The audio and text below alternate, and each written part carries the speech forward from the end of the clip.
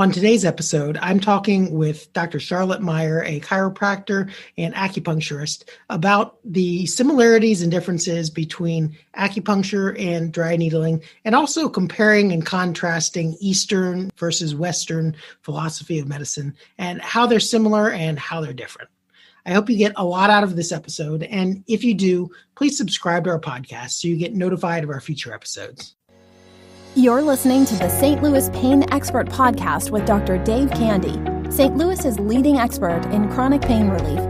Dr. Candy specializes in helping women age 40 and above to overcome chronic, nagging aches and pains without medication, injections, or surgery, so they can stay active, mobile, healthy, and independent.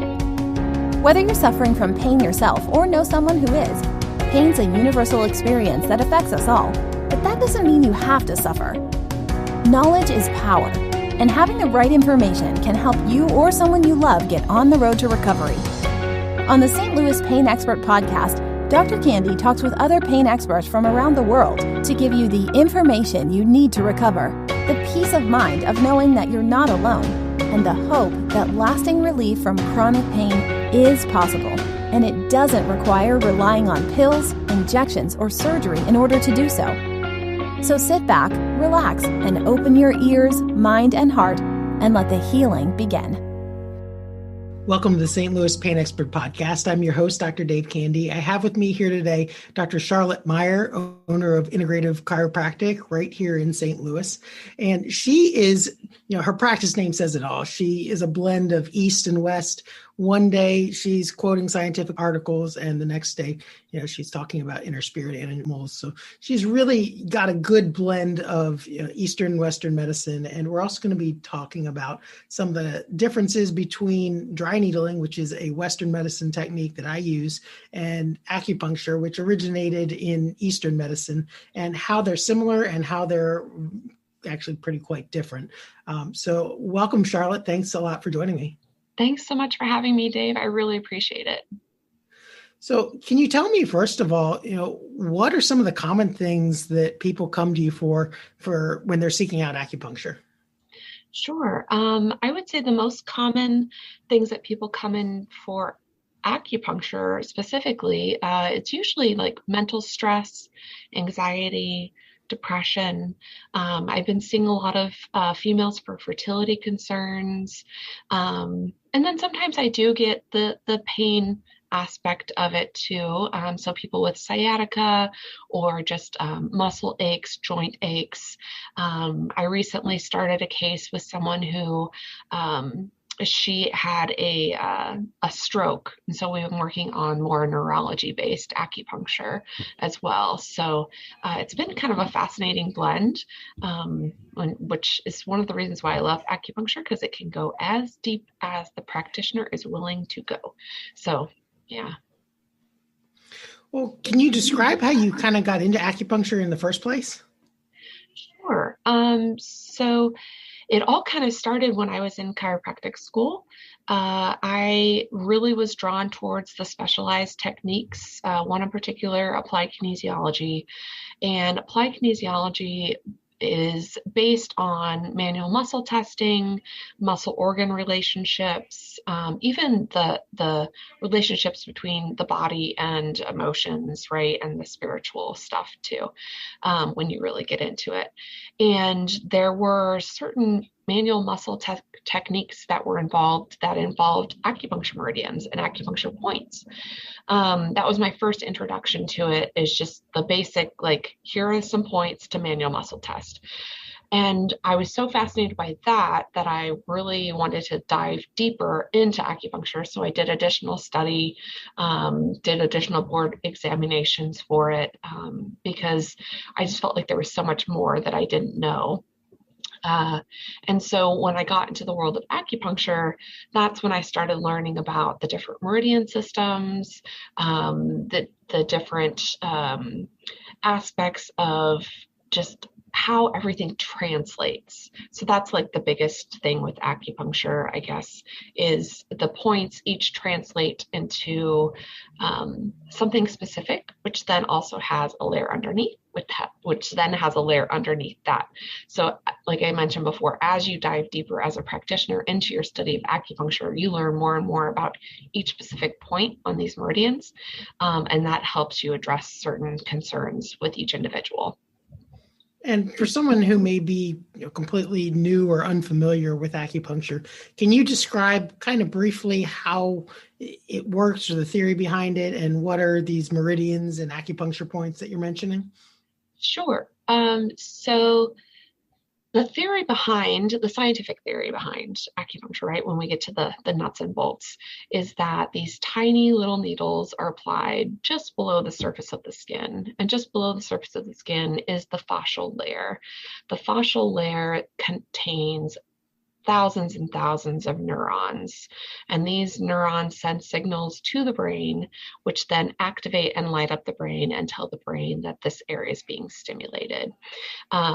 So it's a very subtle technique as far as compared to dry needling, right? And so we're working on more of just like the very surface fascial layer. There are some deeper needle techniques that we do learn, but the goal is to tap into that surface neurology and really kind of change the way the brain speaks to the rest of the body. And so that's kind of the Western explanation of it. What's the Eastern philosophy of acupuncture? Yeah. Where do the meridians come in? The meridians, yeah. So there's several different types of acupuncture out there. I tend to practice more of the traditional Chinese acupuncture system, which relates on the 5-element chart. So each of the meridians, the 12 meridians, are divided into 5 elements. You have water, wood, fire, earth, and metal. And these elements all have different aspects to them. So each element has an emotion tied to them. They've got a smell tied to them. They've got different foods tied to them. And so it's almost similar to Ayurvedic medicine as well. I hear people say that a lot. They're like, oh, this is very similar to that. Because it is looking at, like I said, the deeper and deeper layers of each little meridian. Each of the meridians are paired and they're named based on organ systems, right? So, for example, the water meridian is the kidney bladder meridian. The wood meridian is liver gallbladder, and then you have fire, which is heart, small intestine, and then you have triple wormer and pericardium.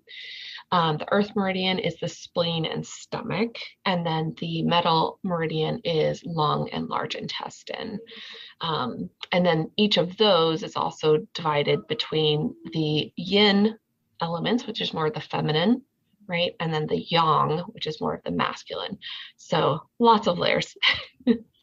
Now that's some of that terminology may be kind of foreign and abstract to people in the Western world listening to that. Can you describe a case of how those different 5-element systems blend in with more of a medical condition that maybe someone might be suffering with or come to you with? Yeah, there are so many different examples out there, but I will actually share my own because I had this revelation just last week. So last week, I was in urgent care with a kidney stone, and it was the worst pain I had ever felt. I had no idea. I had never imagined kidney stones would feel that terrible.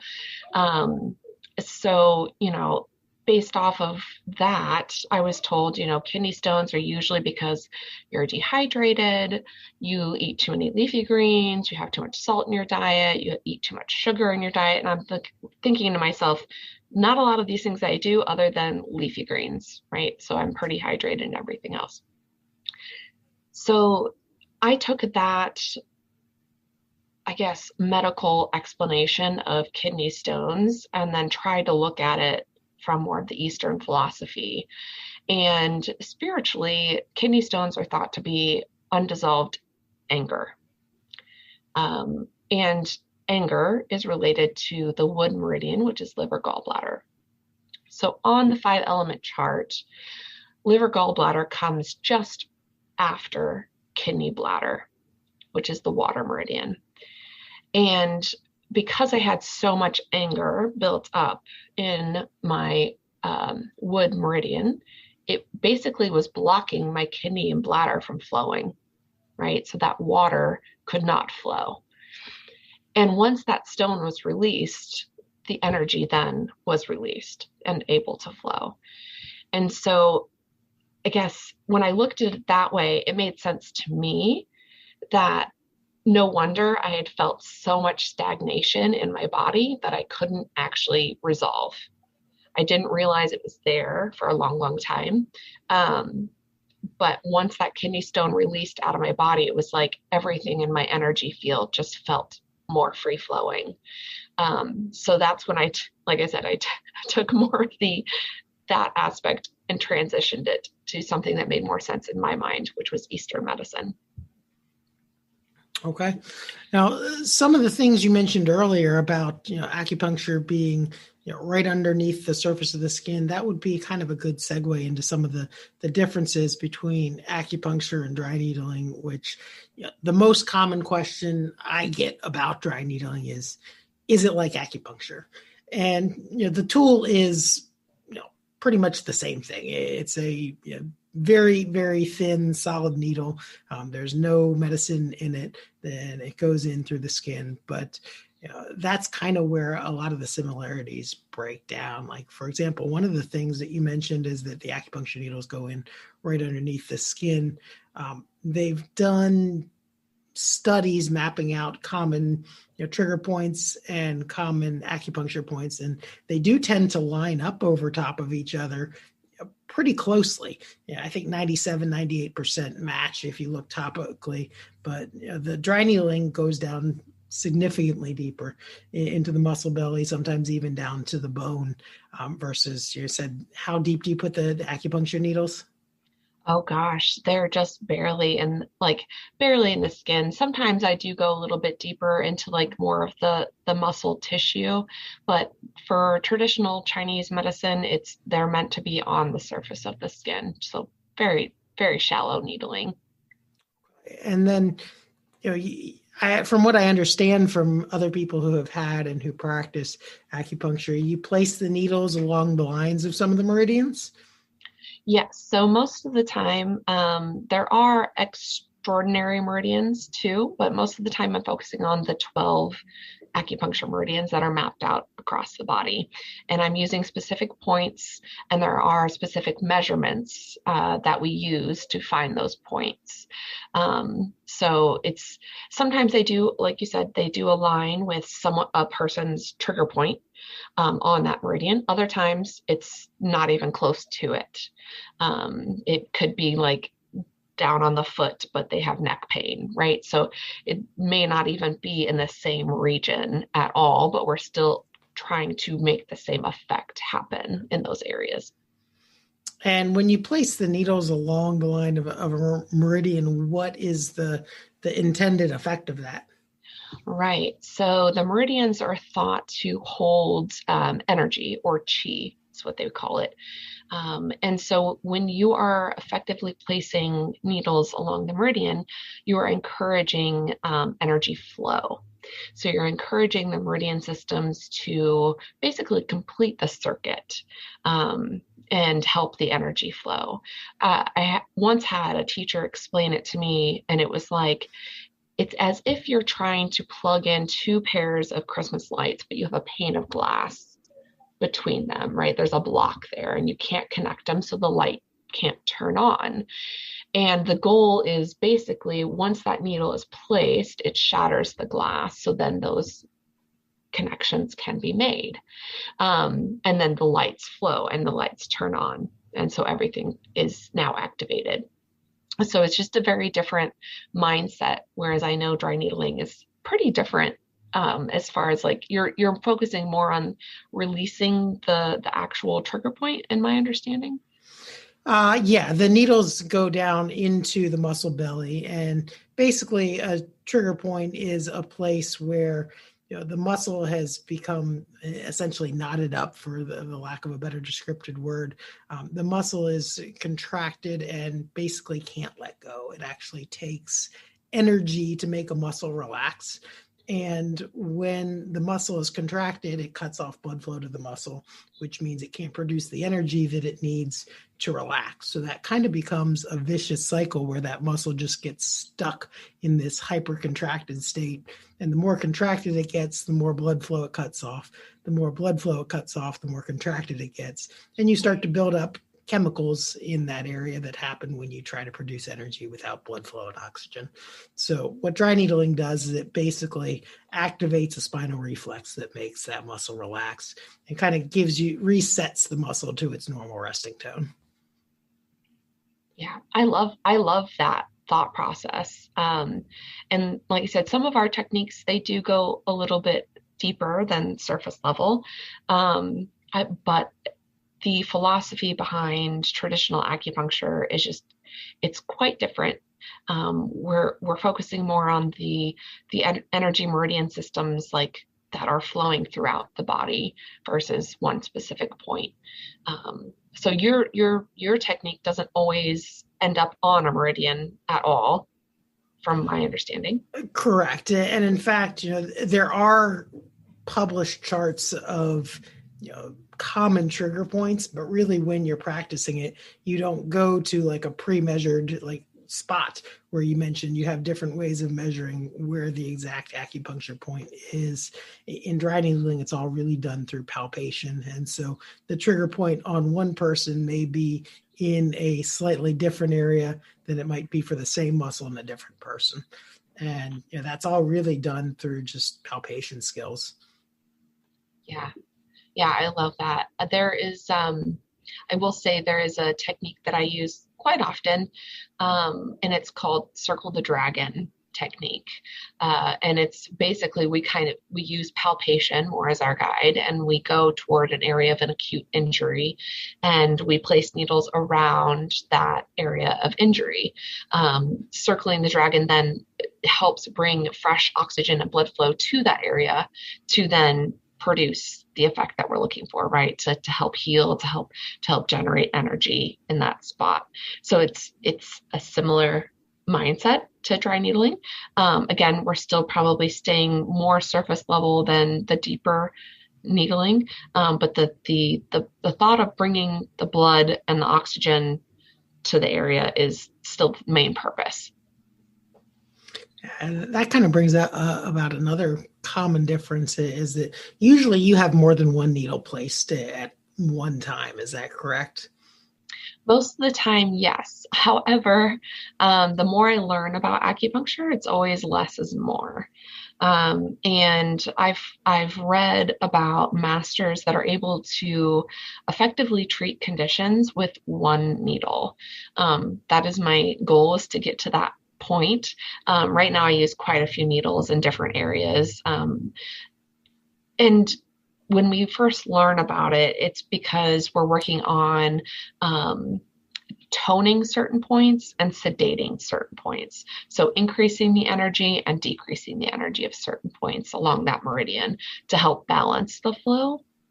But my goal would be to be one of those masters that can place a single needle and just voila, that would be so fun. So it's not always that magic with dry needling. In most sessions, you do end up using a few needles at different times, but you place one at a time. And ideally, we think of root causes and compensations, and the closer you can get to hitting the root cause the first time, it releases a lot of the compensation, so you don't have to go chasing things. But usually it's at least a few. So yeah. I'd love to be there, but not quite there yet. Yeah. And I love the fact also, I will say, Dave, with dry needling, it actually speaks a lot to applied kinesiology when we're working on certain muscle spindles for manual muscle testing. So when we're working on, a certain muscle spindle to help the muscle relax because it's stuck in that pain pattern. it's kind of similar in that regard, although we're not like actually entering the tissue, we're working on the surface. But I love how acupuncture allows you to get past that surface level into the actual tissue that needs to be affected. So for someone who may be seeking out, help for acupuncture, how would someone know, when acupuncture is appropriate for them? That's a great question. I find that acupuncture is actually beneficial for a multitude of things. And I always tell people, they come in for certain things, right? Like they want help with fertility, or they want help with balancing their hormones, and they'll come in and, we set goals and certain treatment plans together. But in the end, I'm always reminding them that the time that they take here for acupuncture, it's part of their self-care. So regardless of the outcome of what happens as far as their treatment goals, I was like, you've just spent this hour taking care of yourself. I want you to be proud of that, because most people don't do that. Most people in this world don't take the time. And I was like, so consider that a win, because that's bigger than anything. And when people get that mindset around it, oh, I'm not in here just for this condition or X, Y, or Z. I'm in here because I love me and I love taking care of myself. That changes the game. Then they're way more relaxed and they're way more open to whatever might come. As you know, like in your field too, healing is a journey. It's not always a straight progression from, 0 to 100, right? There's ups and downs, there's challenges, there's things that come out in the middle of treatment that you weren't expecting or anticipating. And so I always remind people of that too. I was like, today you may feel great. The next time I see you, you may have a healing crisis where you're going through a lot of stuff, and that's okay. Again, the reminder is you took this time today to take for yourself, and that's the biggest thing. Yeah, we're all always on a journey for self-improvement, whether that be in health or just our personal life. And a lot of times the things that we want aren't always the things that we need, but somehow, we tend to find them. I love that. Yes, that's absolutely perfect. That's absolutely perfectly said. So if you had a couple closing thoughts for someone listening to this episode, what would they be?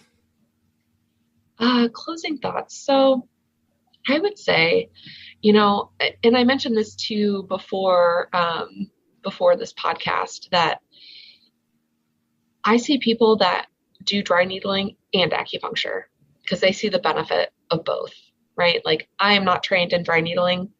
I'm not trained in acupuncture. So. Right. I'm like, that's not my area of expertise. But I see a lot of people that they're like, I just had dry needling last week. I feel great. And they come in for acupuncture because now they're ready for the other aspects, the more of the mental, spiritual stuff. And I'm like, awesome, here we go. Right. And so I guess my closing thought is, if you're curious or you're on the fence about which one is right for you, try them both. Try them both, and try them both at the same time, because you have no idea what might happen to you as an individual, as a person, when you're actually taking the time to look at all of these aspects as a whole, right? Because you are an integrated being.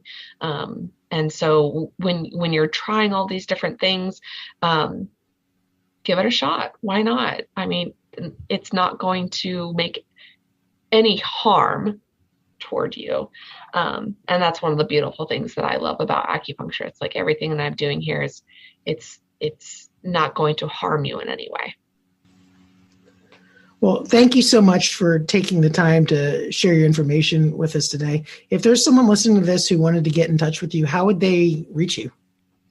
Yeah, so I do have a website, but the website is kind of difficult. It's integrativechirostl.com. Most people actually find me just like Googling my name, Dr. Charlotte Meier. And then also on social media, Instagram and Facebook, I'm just at drcharlotte.stl. So that's usually the easiest way. Okay, and I'll make sure to put all those links in the show notes so that people can find them. And thanks again for taking the time to share your information. It's always a pleasure talking to you. Thank you, Dave. I was so happy to be on today. Thanks for listening to the St. Louis Pain Expert Podcast. We hope you've enjoyed the show. If you live in the St. Louis area and would like Dr. Candy's help to find a solution to your pain, visit our website at stlpainexpert.com. Email Dr. Candy at dave@stlpainexpert.com or call Dr. Candy's clinical practice at 314-941-3970. If you're listening from outside the St. Louis area but would still like some help, feel free to contact us to learn more about our virtual health coaching. Regardless of where you live, please share our podcast with anyone you know who would benefit from learning more about pain and what can be done to relieve it. And don't forget to subscribe to our podcast on iTunes, Google, Spotify, or your other favorite podcast platform so you get notified when we release a new episode. Thanks again for listening, and we hope you'll enjoy us again soon.